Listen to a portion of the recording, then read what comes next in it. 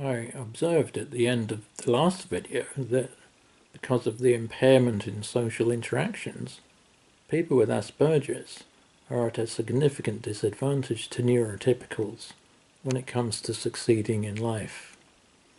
It is little wonder, therefore, that so many Aspies seem to be suffering from the symptoms of low mood and depression. Of course, it's easy to become despondent if you have a lot of setbacks and difficulties in your life. We tend to follow the evidence, don't we? So if you have a track record of failure, it might lead one to conclude that one simply is a failure. And this can lead to negative beliefs such as, I'm useless, I'm an idiot, I'm a waste of space, that kind of thing. Part of the answer is to develop the ability to realign your feeling state after a setback. This in itself is a self-management skill. So when something adverse happens, you've got an inbuilt capacity to bounce back very quickly. And that might seem like rather a big ask, but in fact it's a core tenet of neurolinguistic programming that you can choose, to some extent at least, how you feel. Realigning your feeling state after a setback is part of what resilience is all about.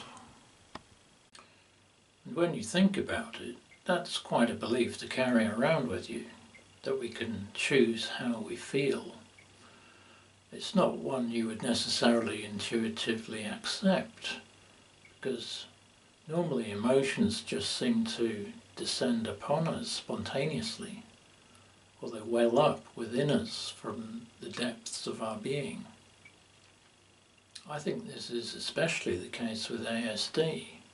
Sometimes you see autistic people having difficulty controlling their emotions, laughing uncontrollably, for example, or having meltdowns. They might display uncontrollable frustration. This is why we need to start to think about emotion modulation. That means trying to take control of the emotions you are feeling and expressing.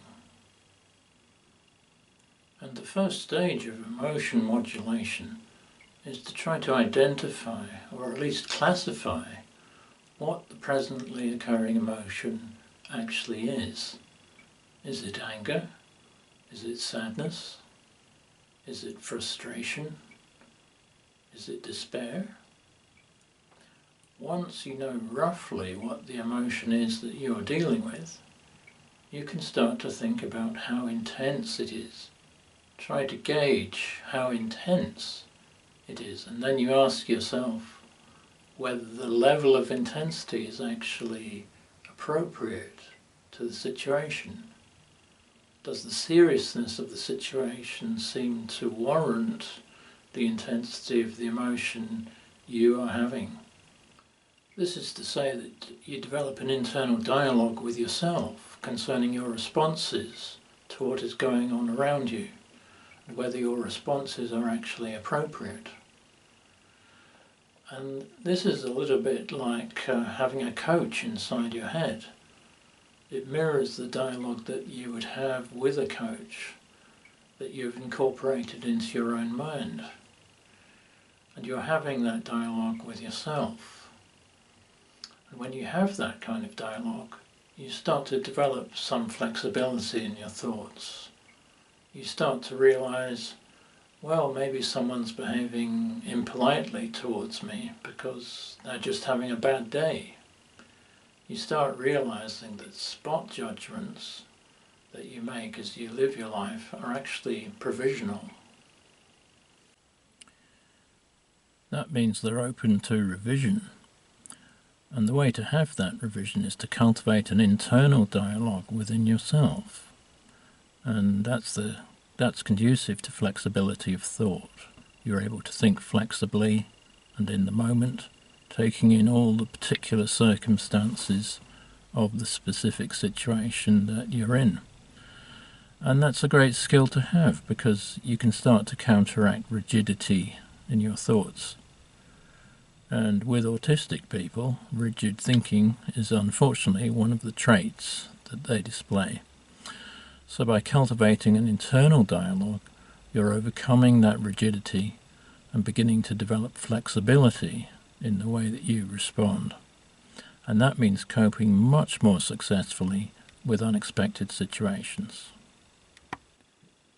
The consensus that seems to be shared across the coaching world in general and in the respective fields of neuro-linguistic programming and of cognitive behavioral therapy is that thoughts and feelings turn out to be connected. That's an important discovery if you're interested in being more effective in your life, and it's worth remembering and repeating. Thoughts and feelings are linked. Your thoughts can affect your feelings, and your feelings can affect your thoughts.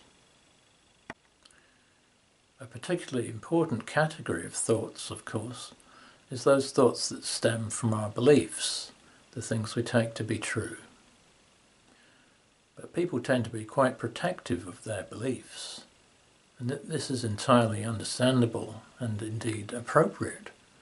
We get attached to our beliefs, and we will put up resistance when they are challenged.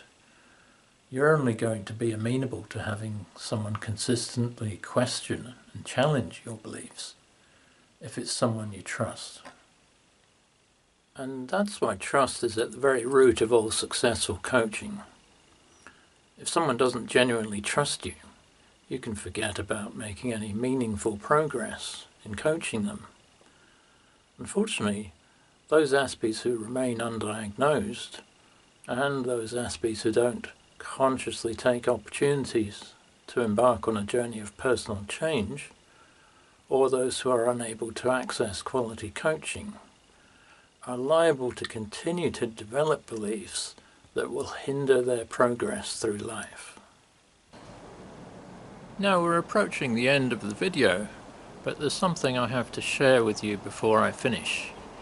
There's a third spoke to the wheel, and that's behavior. Behavior arises from feelings and beliefs. You can only manage yourself properly when you realize that your thoughts, feelings, and behavior are interconnected.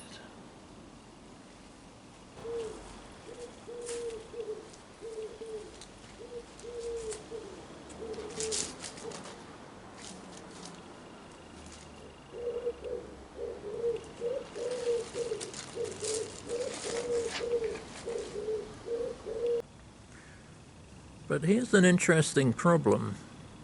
It's worth noting that the three-spoked wheel of behavior, thought, and feeling can't always see itself very clearly.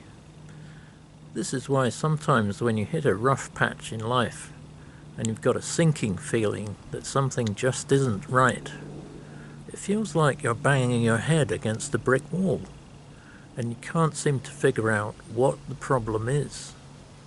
All you know is that something needs to change. If logic alone or pure reasoning could tell you the right answer, you probably would have thought of it all by yourself. Sometimes you do need to embark on a new course of action, or change one of your habits, but it's a change that won't feel very comfortable. That's when an experienced life coach can bring a fresh, outside perspective and spot something that needs to be tweaked. The upshot is that by changing a person's inner state, you can begin to change their behavior and cognition. You can change how you feel about something by adopting new behavior and new thinking habits.